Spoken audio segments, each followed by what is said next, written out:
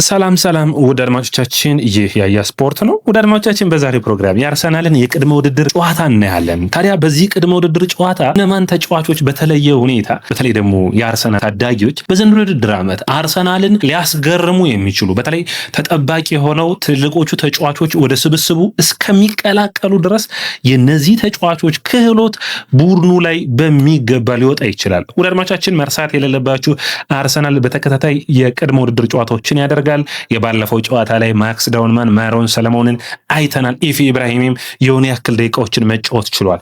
ነገር ግን ቀጣዮቹ ጨዋታዎች ደግሞ እነዚህ ተጫዋቾች የተለየ ትርጉም ይኖረዋል። ሪያል ቤቲስ፣ ቦሩሲያ ዶርትመንድ፣ ኮሞ፣ ማንቸስተር ሲቲ እና ኮንቨርት ሲቲ ላይ የእንግሊዝ ፕሪሚየር ሊግ አንድ ብሎ የሚጀመር ይሆናል። አርሰናል ያለፉትን ዓመታቶች ቡድኖች በውጤት ረገድ ደካማ ሲሆኑ ታዳጊ ተጫዋቾች ውድ አድማጮቻችን በጣም እድለኛ የሚያደርግ ነው። ለምሳሌ የነ ቡካዮ ሳካ የነ ኤሚል ስሚዝ ሮ የመጡበት ዓመት ላይ ውጤታማ ያደረጋቸው አንዱ ቡድኑ ደካማ ስለነበር ወደ ቋሚ 11 ላይ ለመግባትና ውጤታማ ለመሆን በጣም ይጠበቃል። ነገር ግን እግር ኳስ አንዳንዴ ውጤታማ በቀላሉ እንደማያደርግ ደግሞ ብዙ መረጃዎችን ማቅረብ ይቻላል። ብዙዎቹ የአርሰናልን የታዳጊ ቡድን ያዩ ሰዎች ሬሲ ኔልሰን አለበለዚያ ደግሞ ኤሚል ስሚዝ ሮ የተሻለ ደረጃ ይደርሳሉ እንጂ ቡካዮ ሳካ እዚህ ደረጃ ይደርሳል ብሎ ማንም የገመተ አልነበረም። ታዲያ በታዳጊ ተጫዋቾች ላይ የሚታየው አስደናቂ ብቃት በወጥነትና በዘላቂነት እንዲቀጥል ጥሩ አሰልጣኝ ጥሩ ድልን ማግኘት የሚጠበቅ ነው የሚሆነው። እዚህ ጋር አርሰናል ባለፉት ዓመታቶች ውስጥ አስደናቂ ተጫዋቾችን የዋናው ቡድን አካል አድርጎ አሳይቶናል። ከነዚህ መካከል የመጀመሪያው የሚነሳው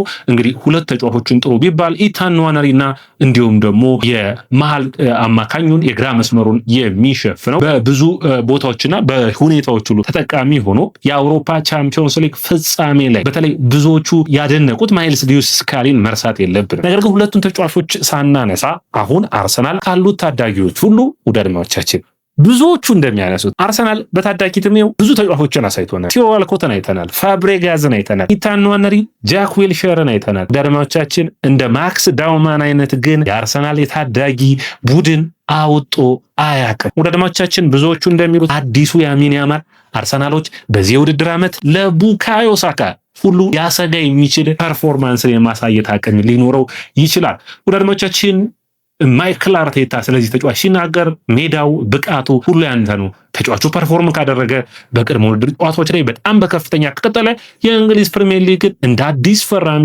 በጥሩ ብቃት ሊቀጥል ይችላል። አድማጮቻችን አርሰናል ይህንን ተጫዋች ሲጠቀመው ከተለያየ አይነት ነገር ከተለያየ አይነት ሁኔታ በተለየ መንገድ ሊጠቅመው የሚችል ይመስለኛል። ይህ ተጫዋች የቀኝ መስመሩን የ10 ቁጥር ቦታውን መሸፈን በቻሉ ተመራጭ ያደርገዋል። ባለፈው የውድድር ዓመት በጉዳት ምክንያት የእንግሊዝ ፕሪሚየር ሊግ በታዳጊነት የመጫወት ሪከርድን መስበር ባይችልም ውድ አድማጮቻችን ይህ ተጫዋች ባለፈው የውድድር ዓመት ታዲያ አንድ ሪከርድን አስመዝግቧል። በታዳጊ ዕድሜው የእንግሊዝ ፕሪሚየር ሊግ ላይ በማስቆጠር ማክስ ሮበርት ዳውማን 16 ዓመቱ ነው።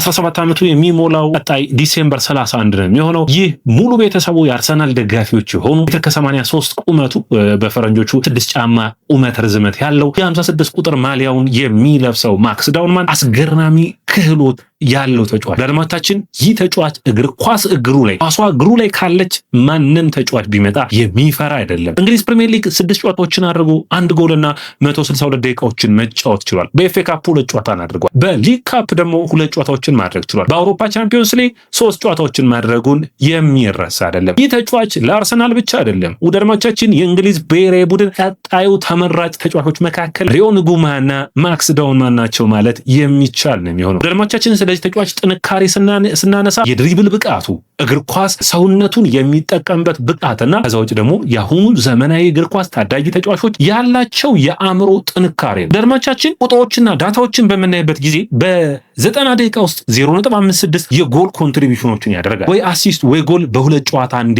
የማድረግ ብቃት ያለው ሃይ ሲሊንግ ደግሞ አለው። ማለትም በዚህ ብቃቱ ከደረሰ አሁን ባለው እግር ኳስ እንኳን በሬቲንግ ካያችሁ ወደ 84% ላይ የማጠናቀቅ ብቃት አለው። የትልልቅ ጨዋታ ተጫዋች ነው። ደርማቻችን ይህ ተጫዋች የተለያዩ ቦታዎችን መሸፈን የመቻል አቅሙንም መርሳት የለብን። ክለኛው እጅ ላይ እንደ ማይክል አርቴታ ያሉ አሰልጣኞች እጅ ላይ ነው ያለው። በጥንቃቄ ይህንን ተጫዋች በዚህ የውድድር ዓመት ላይ በአርሰናል ቡድን ውስጥ የተለየ ቦታ ይኖረዋል ተብሎ የሚጠበቅ ነው የሚሆነው። እንግዲህ ባለፈው ውድድር ዓመት ከጉዳት የተመለሰበት መንገድ የአካል ብቃቱን ያሻሻለበት መንገድ ውጤታማ እንደነበረ የሚታወስ ነው። ሌላኛው ግን በዚህ የክረምት ወቅት በዚህ የቅድመ ውድድር ጨዋታ በአርሰናል የመሃል ተከላካዮች የአማካኝ ተከላካዩ ላይ ከሚጠበቁ ተጫዋቾች ተጫዋቾች አንዱ ኢፊ ኢብራሂሚ ነው። ወዳጆቻችን ኢፊ ኢብራሂሚ የ18 ዓመት ተጫዋች ነው። ከማክስ ዳውንማንና ከማሮን ሰለሞን አንጻር ከፍ ያለ እድሜ ላይ የሚገኝ ተጫዋች መሆኑን መርሳት የለብን። ታዲያ ይህ ተጫዋች እንግዲህ አርሰናል ቤት ከታዳጊነቱ ጀምሮ ነው እዚህ ስብስብ አካል ሆኖ አርሰናልን ማገዝ የቻለው። ታዲያ ይህ ተጫዋች በቅርቡ ነው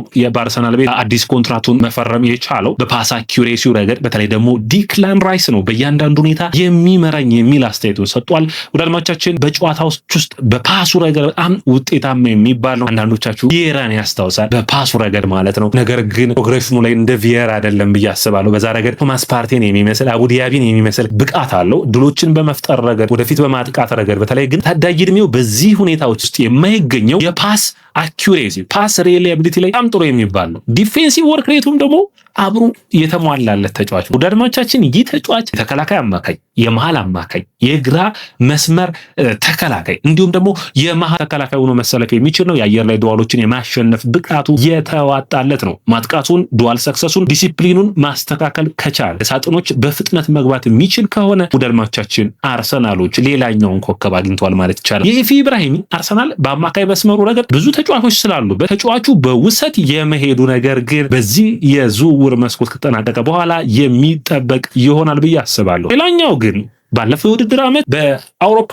መድረክ ላይ የታዳጊ እድሜውን ሪከርዱን የያዘው ማርሊ ሰለሞን ነው። ማርሊ ሰለሞን እንግዲህ ሳልሞን በጣም በአምና በጣም አይተነዋል። ጥሩ ብቃት ያለው ነው። የመሃል ተከላካይ ቢሆንም ግን ብዙ የመሃል ተከላካዮች የግራ ቀኝ ተመላላሽ ሆኖ ነው ወደ ዋናው ቡድን ብሬክ አድርገው የሚገቡት። ያ ማለት ተመላላሽ ስትሆን ኃላፊነቶች ዝቅ ይላሉና ያንን መጠቀም የሚቻል ነው። የቀኝ መስመር ተመላላሽ ላይ ብዙ ጊዜ ጥሩ ብቃቱን ካሳየ ተጫዋች ነው በኋላ ወደ መሃል ተከላካይ። ለምሳሌ ብትሉ ሰርጂዮ ራሞስን ማንሳት የሚቻል ነው የሚሆነው። በዚህ ረገድ ወደ ዋና ቡድን ሲታደግ ያንን አማራጭ መውሰድ የሚያስፈልግ ነው የሚሆነው። ስለ ማርሊ ኤልያስ ሳልሞን ስናወራ እንግዲህ የተለያዩ ሀሳቦችን እናንሳ። ቁመቱ በጣም የሚደንቅ ነው። ብዙዎቹ አዲሱ ሳሊባ ይሉታል መረጋጋቱን አይተው። ታዲያ እነዚህ የቅድመ ውድድር ጨዋታዎች ላይ የዚህን ተጫዋች ብቃት በሚገባ የምናይ ይሆናል። በፓሱ ረገድ ያለው ጥንካሬ ግን መረሳት የለበትም። ወዳጆቻችን አርሰናል በወርሃ ታህሳስ 2025 እንደ አውሮፓውያን አቆጣጠር ከክለብ ብሩጅ ጋር ባደረገው ጨዋታ ላይ በ83ኛው ደቂቃ ላይ ተቀይሮ ገብቶ ቤን ዋይትን ማለት ነው አውሮፓ ቻምፒዮንስ ሊግ ታሪክ በታዳጊ እድሜው አርሰናልን የወከለ እንዲሁም ደግሞ አውሮፓ መድረክ በታዳጊ እድሜው በመባል ተመዝግበዋል። በኤፍኤ ካፑም ማንስፊልድ ጋር አምና መጫወት ችሏል። ይህ አስደናቂ ተጫዋች በተለይ ቦል ፕሌይንግ የምንለው ይሄ ኳስን በመጫወት ረገድ በተለይ በስኪል ረገድ ዴቨሎፕ የማይሆን ጥራትና ብቃትን የሚጠይቀው ይህ ፐርፎርማንሱ ነው። ይህ ተጫዋች በጣም ደግሞ የተረጋጋ ረጃጅም ኳሶች የተለያዩ ቦታዎችን መጫወት መቻሉ የአካል ብቃቱ ለዚህ ተጫዋች ተመራጭ የሚያደርገው ይሆናል። ወዳጆቻችን ልምድ ጉዳይ ትንሽ ሊነሳበት ይችላል። የአካል ብቃቱን ይሄ የፊዚካል ስትሬንግዙን ማጠንከር ይጠበቅበታል እንጂ ቁመቱ ለፕሪሚየር ሊጉ በጣም ጥሩ የሚባል ነው። ውሳኔዎችን ማሻሻል የሚያስፈልገው ነው የሚሆነው። ጨዋታዎችን የማንበብ ብቃቱንም ማሻሻል የሚያስፈልገው ይሆናል ብዬ አስባለሁ። ታዲያ እነዚህ ሶስት ታዳጊዎች አርሰናል በሚያደርጓቸው የቅድመ ውድድር ጨዋታዎች ላይ ምን ይታያሉ? ኢፊ ኢብራሂሚ እንግዲህ አንዱ የሚጠበቀው ይህ ተጫዋች ያጨዋወት ስታይሉ ከዲክላን ራይስ ጋር ይመሳሰላል። ዲክላን ራይስ ጋር ተመሳሳይ አይነት ብቃት አለው። ይህንን ፐርፎርማንሱን በሚገባ እንዲያሻሽል ዊልፍሬድ ኒዲዲንም የመምሰል ባህሪ ያለው ያጨዋወት ሂደቱ እንግዲህ አንዱ የሚደነቅበት ነው። ሌላኛው ማሮን ሰለሞን ነው። ሰለሞን ከዊሊያም ሳሊባና ከቤን ዋይት አሁን ካሉ ተጫዋቾች ጋር የሚመሳሰል ነው። ማክስ ዳውንማን ፊል ፎደንን የመምሰል ባህሪ ያለው ሹት የሚያደርግበትና የሹት አንግል የሹት ፖዚሽኑ በጣም አስደናቂ ሆኖ መነሳት የሚጠበቅበት ነው። በአጠቃላይ ግን ውዳድማቻችን ማይክል አርቴታ በዘንድሮ ውድድር ዓመት በተለይ በመጀመሪያዎቹ የእንግሊዝ ፕሪሚየር ሊግ ጨዋታዎች ውስጥ የአርሰናል ታዳጊዎችን በኮንቨርት ሲቲ ጨዋታ ላይ የመሰለፍ እድላቸው አንዱ የሚጠበቅ ነው የሚሆነው። ድሎች ይመጣሉ። ድሎችን ይዞ ማን ይቀጥላል የሚለው በጣም ወሳኝ ይመስለኛል።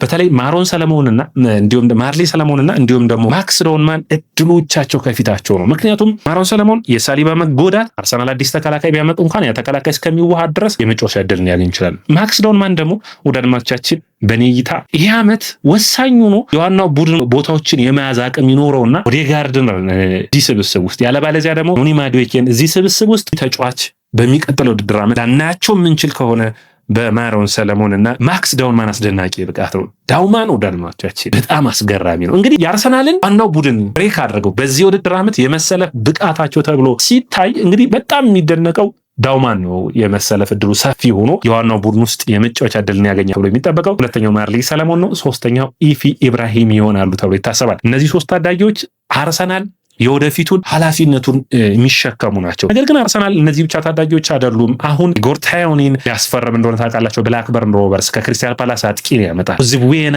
ይመጣል። ከአንዱ ከስኮትላንድ ከሚመጡ ተጫዋቾች መካከል አንዱ ነው። ከዛ ውጭ ከካርዲፍ ሲቲ የሚመጣው የአማካይ መስመር አለ። ኮንቲሮ ወንድማማቾች ይመጣሉ። እነዚህን ታዳጊዎች ማጣመር ላይ እንግዲህ ማይክል አርቴታ ትልቅ ስራ የሚጠብቀው ይሆናል ተብሎ የሚታሰብ ነው የሚሆነው። ወደ አድማጮቻችን ይህ ያያ ስፖርት ነው። ያያ ስፖርትን ላይክ፣ ሼር፣ ኮሜንት፣ ሰብስክራይብ ማድረጋችሁን አትርሱ።